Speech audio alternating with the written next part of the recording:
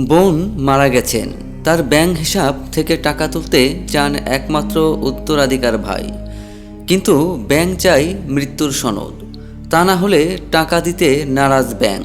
কিন্তু ভাইয়ের কাছে বোনের মৃত্যুর সনদ নেই, টাকা তুলতে পারছেন না তিনি। অগত্য বোনের কঙ্কাল কাঁধে নিয়ে 3 কিলোমিটার হেঁটে সোজা ব্যাংকে হাজির সেই ভাই। অবাক করা ঘটনাটি ভারতের ওড়িশার কেওনঝড় জেলার। ভাইয়ের নাম জিতু মুন্ডা, তিনি ওড়িশার দিয়ানালি গ্রামের বাসিন্দা।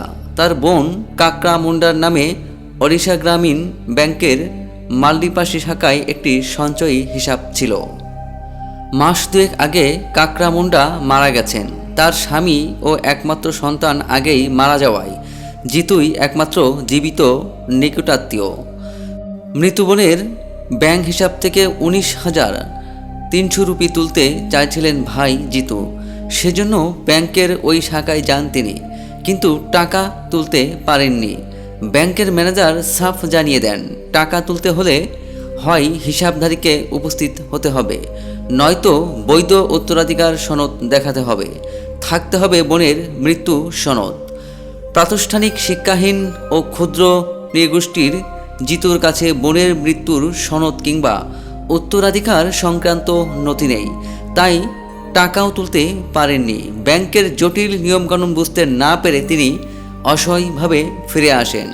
গত সোমবার জিতু গ্রামের শ্মশানে গিয়ে মাটি খুঁড়ে তার বোনের দেহ অবশেষ বের করেন। এরপর কঙ্কালটি কাপড়ে মুড়িয়ে কাঁধে নিয়ে প্রচণ্ড গরমের মধ্যে তিনি 3 কিলোমিটার হেঁটে সরাসরি ব্যাংকে হাজির হন। জিতুকে কঙ্কাল কাঁধে ব্যাংকে ঢুকতে দেখে উপস্থিত সবাই স্তম্ভিত হয়ে যান। কেউ সমবেদনা জানান, কেউ বা ক্ষোভ প্রকাশ করেন, অনেকে প্রশ্ন তোলেন, ব্যাংক কর্তৃপক্ষ কেন এত অসংবেদনশীল আচরণ করলো?